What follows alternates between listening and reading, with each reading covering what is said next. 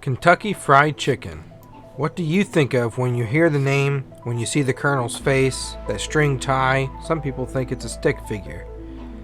Well, if you're like many people, like my family, you would say it doesn't taste the same. That you don't think that it has the same quality, the same feel that it had back in the 70s, 60s, and even the 50s when it was founded by Colonel Harlan Sanders. Well, Colonel Harlan Sanders was my great uncle. I come from his brother Clarence. Clarence was my great-great-grandfather. I'm the last Sanders in that family line, and I've done a lot of research to help disprove a lot of these fake recipes such as Joe Ledington's, and to show you just what we can find out about the recipe and what I do know. Now, when we think of the recipe, many people have their own thoughts of what the big secret was. And in reality, no one in my family alive today, nobody that worked for Kentucky Fried Chicken as a cook, nobody that knew my uncle, nobody random on the internet, no matter how much research they have done, would have any idea what the big secret would be, what the 11 would be, or the measurements. Now, there's a lot of people out there, and they've come to me and tried telling me that they know more about my family history than I do, which I find hilarious. And for the new folks here, I'm Colonel Sanders, and you're not. For years, I've dealt with impersonators of my uncle, also trying to figure out what this recipe is to be the big person to crack it and become famous over it. My step-cousin, the Colonel's second wife's nephew, Joe Ledington, lied to the public and said that he had the original recipe. I spent years disproving this recipe and cleaning up the mess that he had created on the internet with people believing it and spreading it around. I've counteracted rumors of my uncle and where the recipe may have emerged from. Originally, people think he stole it. That's inaccurate. It's untrue. The facts are, he said he had 11 herbs and spices. All but one were common ingredients that everyone had in their pantry. Nobody knew the combination or the amounts to use. And without knowing the combination and the amounts to use, you would not have the recipe. You just have the ingredients to it. But one ingredient was hard and expensive to get. Now, the KFC 11 forum said that vanilla was one of those, or pink peppercorn. Well, I did a little bit more research because he always told my great-grandfather Charles Sanders that the last ingredient was expensive and hard to get for his time in Corbin, Kentucky. So I had to narrow my research down, and what I found in Corbin, Kentucky were 3 ingredients. One was cardamom. Now, I never heard of that ingredient before, but I went out and I got it. I had my grandfather taste test it. Now, my grandfather was around to know the Colonel. He knew him from a young age. He knew him into his 20s. And he remembered what the chicken tasted like. I had him blind test taste cardamom. And he said he remembered that flavor in Kentucky Fried Chicken. So when I say no one in the family has the recipe, that doesn't mean that no one in the family doesn't have any knowledge of it. There are certain members of the family that remember things from their fathers who worked with the Colonel, or even themselves who worked with him, that remember 1 or 2 things about the recipe, not the full thing, not the measurements. Anyone online that's trying to tell you that they know the full thing 100% is yanking your chain looking for some attention. But there were members of the family still around today that remember flavor. They remember certain ingredients that the Colonel had talked about over time. In addition to those, which I put in my speculated category that's based on educated guesses, we have the facts. In the Corbin Museum, where Joe Ledington leaked the fake recipe, if the Chicago Tribune walked just a few feet to the back of the restaurant, they would have came across the spice room, which had on display the 1960s packaging and the 2020 packagings.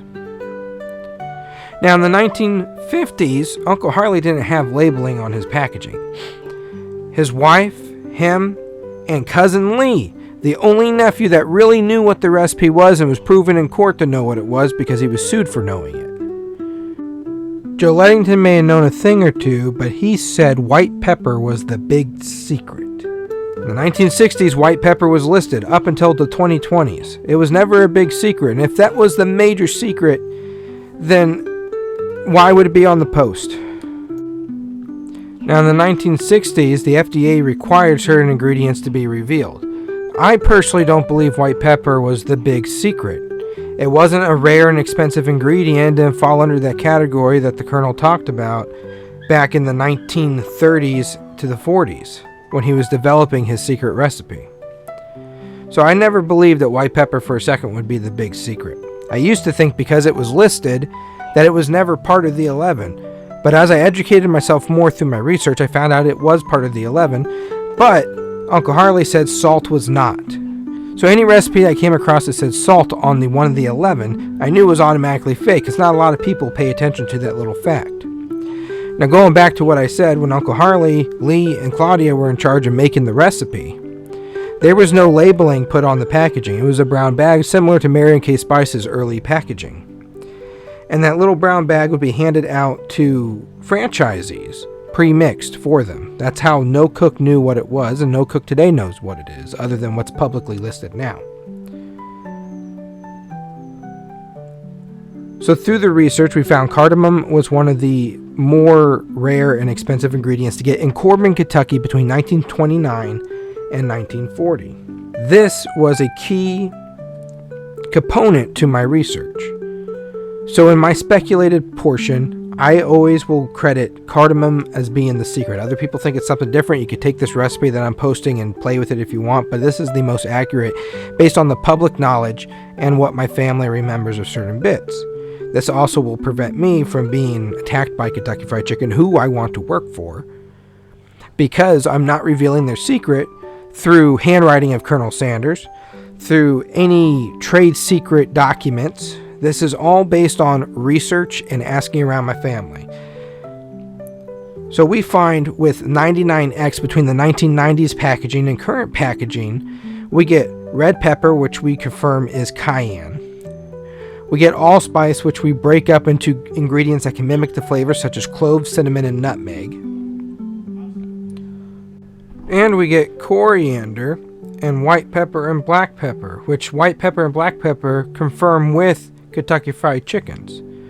Now, 99X was a recipe that many people think was the original recipe, and Colonel Sanders had them make it out of spite.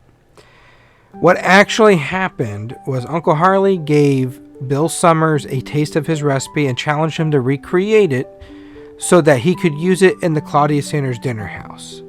They call it 99, never 100 because of this, making it a variant of Kentucky Fried Chicken. Similar, good, but not 100% the Colonel's original.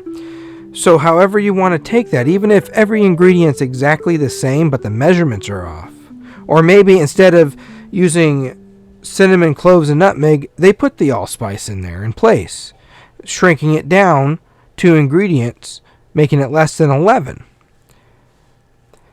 Without it being the exact combination and exact measurements, it is not the original recipe, despite what anyone says. And this is what the Claudia Sanders Dinner House uses as their chicken seasoning. But because it's a variant, when we're doing this research, we can use that as a template to put together what we can to guess what the original recipe was. And on Mary & Kay's website, they even have an audio recording of my uncle talking about cinnamon and ginger with 99X and his recipe and the dinner house, which is why I put ginger and cinnamon inside of the original recipe, backing up my theory of the allspice. Now, I know allspice is a thing of its own, but you can mimic the flavor using cloves, nutmeg, and cinnamon, along with a few other things. But because of what my uncle said in the audio recording, I chose the cinnamon, cloves, and nutmeg, and it goes very well. It complements the flavor of chicken very well, and that's why that is in my seasoning. Now let's take another step towards why I have garlic powder. In the 2020 packaging, garlic powder is listed. Now, I differ from my family, my entire family, and I mean my entire family that knew the Colonel swear that they've changed the 11 herbs and spices. People that knew my uncle, people whose family worked for my uncle, swear that the 11 herbs and spices have changed, but in fact, we don't really know if it did or not, because we can't prove it without seeing the list and seeing the list of what they use today. But what we can prove is what they've been public about. The oil that is used to fry the chicken has changed over the years many times. My uncle started using lard. He also used vegetable oil. These were his preferred methods. And with lard and vegetable oil, even Ray Danner, one of the founders of Shoney's, had a Kentucky Fried Chicken franchise, and he had his cooks use lard, not vegetable oil, but lard, up until 1975. So lard and vegetable oil were widely used, but the health police were coming through and they were saying vegetable oil and lard is not good for you. We need to find healthier alternatives. We started looking at nut oils, such as canola. Now, I can't tell you what they've changed the oil to exactly between the 1970s and 2006 or 2007. But I can tell you that about April of 2007, Kentucky Fried Chicken admitted that they were going to change their oil one last time to a blend. And from what I've seen cooks share with me on Twitter, were hydrogenated soybean oils blended with canola oil. And that is what they use now. They ran a test in 2007 to see how much of a change notice there was among customers at test locations, and they decided that this blend was the best one to go with. And when you change the oil, you do change the quality of the chicken. I did this recently with my chicken. These next photos that follow is every batch of chicken I've made with this recipe, with every change that I've made to the amounts, oil, and flour. I've made the chicken with all-purpose flour, cake flour, vegetable oil, and canola oil. And the best outcome that I have had is the vegetable oil fried chicken with the cake flour. The Colonel used to use cake flour. They don't use cake flour anymore. He was very, very, very strict on using the right kind of flour. The first thing you go in to a restaurant and give the flour a squeeze. If it made a cob shape, he knew it was the right flour. But his stores would try to cut corners and use regular flour to stretch the ingredients out. He believed that depreciated the value of his product. It made it where you couldn't taste it as well. And it changed the consistency of the breading. So as you look at these images of the chicken that I have made in my own kitchen with barely any experience other than the history that my family has shared with me, the learning process I've went through with franchisees and owners at Kentucky Fried Chicken franchises, which is the same thing. Franchisees are the owners. Managers are not the owners, but I learned things through managers and cooks that were willing to show me what they know today versus what was taught from when the Colonel was alive and the family I have around that franchised with him back then, and the changes they experienced between the ownership of our uncle owning it to Yum Brands owning it. And you tell me what you think. Would you eat my chicken? Would you put that to the test like KFC Canada did AI chicken recipe versus their original chicken? And the AI pulled recipes from thousands of different content creators across the internet and forums that are trying to crack this thing to put to the test with Uncle Hartley's original 11. And surprise, surprise, the original 11 won. Would you guys want Kentucky Fried Chicken to team with me, if they're not going to make me their spokesperson, team with the Colonel's nephew? Put my recipe to the test with their recipe and see what the fans say. Is it similar? Does it taste the same? Is it different? Is it horrible? I want to know. But recipes are meant to be shared. Uncle Harley's was a secret for a trade secret for a restaurant. I respect that, and I'm going to keep it that way. This is my theory of it, and whether it's it or not, this is my own recipe I came up with through the teachings of my uncle, grandfather, family members, franchisees, and other experts in the chicken field. So I'm willing to share my recipe that I could have started a competing chain with and share it with all of you to try for yourself at home. Go out, get Kentucky Fried Chicken, compare it with modern day. Tell me what you think.